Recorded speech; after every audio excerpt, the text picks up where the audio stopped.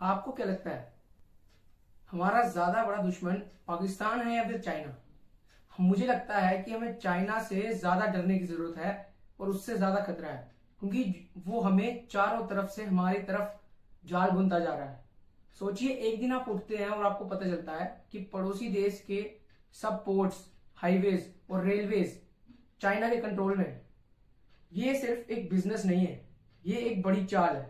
सबसे पहले पाकिस्तान की एयरफोर्स की बैकबोन वो है JF-17 जेट्स, जो चाइना और पाकिस्तान ज्वाइंटली बनाता है। लेकिन टेक्नोलॉजी और फंडिंग का मेजर हिस्सा चाइना देता है। इसके अलावा HQ-9 भी मिसाइल सिस्टम, डिफेंस सिस्टम भी चाइना ने पाकिस्तान को सप्लाई किया है, जिसका रेंज 250 से 300 किलोमीटर का है। ये सिर्फ एक डिफेंस डील नहीं है, बल्कि एक स्ट्रेटेजिक मैसेज भी है। द डिप्लोमेट मैगजीन का एक एनालिसिस कहता है, China's military exports to Pakistan are not just about business, they are about shaping the regional balance of power. मतलब चाइना चाहता है कि पाकिस्तान हमेशा इंडिया के लिए एक मिलिट्री चैलेंज बना रहे, ताकि इंडिया का फोकस डिवाइडेड रहे। आप सबने श्रीलंका के हम्बनटोटा पोर्ट का नाम तो सुना ही होगा। अगर नहीं भी सुना होगा तो अब सुन लीजिए कि 2010 में श्रीलंका ने चाइना से लोन लिया पोर्ट बनाने के लिए।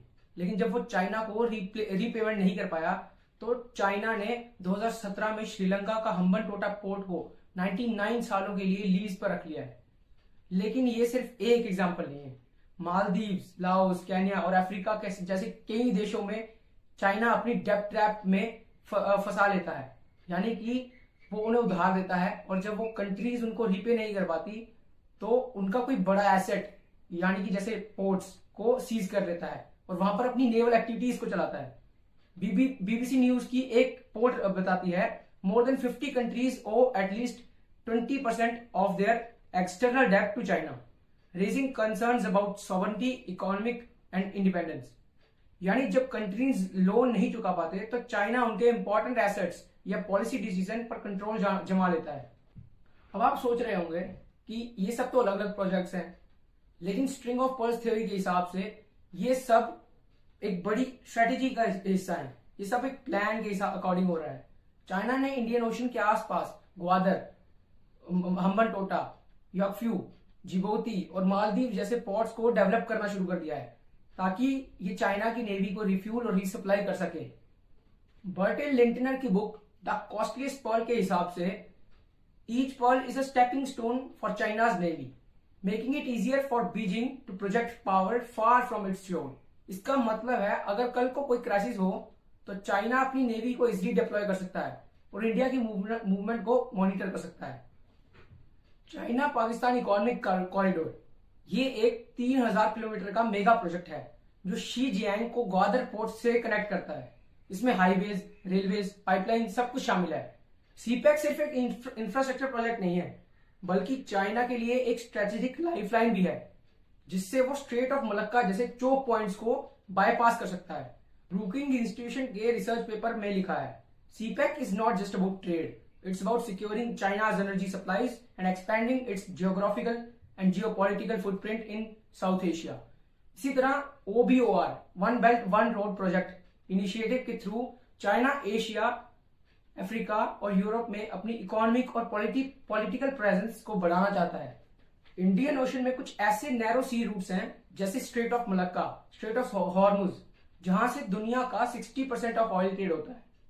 स्ट्रेट ऑफ मलक्का पर अगर कभी भी ब्लॉकेड हो जाए तो चाइना की इकोनॉमी पर तुरंत असर पड़ेगा, क्योंकि उसका मेजर ऑयल इंपोर्ट उसी रूट से होता है। काउंसिल ऑफ फॉरेन रिलेशंस के एक एनालिसिस कहता है, China's dependence on the Malacca Strait is so critical that Chinese leaders refer to it as Malacca dilemma. इसीलिए चाइना ऑल्टरनेट रूट्स को ढूंढ रहा है और डेवलप कर रहा है, जैसे सीपैक, म्यांमार और पाइपलाइंस, ताकि वो अपनी एनर्जी सिक्योरिटी को इंश्योर कर सके। लेकिन भारत भी सिर्फ देख नहीं रहा है। इंडिया ने अपनी necklace of diamond strategy launch की है, जिसमें चाबहार, साबांग, सितवे, मोंगला पोर्ट जैसे की पोर्ट्स को इंडिया ने अपने कंट्रोल में लिया है और उस पर अपनी मिलिट्री एक्टिविटीज कर रहे हैं।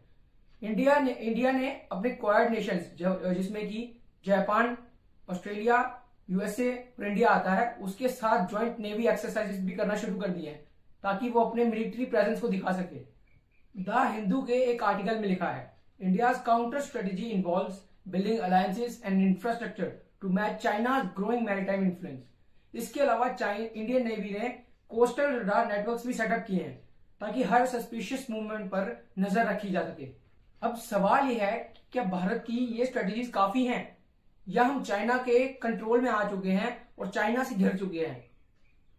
देखिए, कुछ भी हो, अपने राय कमेंट्स में जरूर दीजिए कि अब इंडिया क्या क्या कर सकता है ये सब टैकल करने के लिए।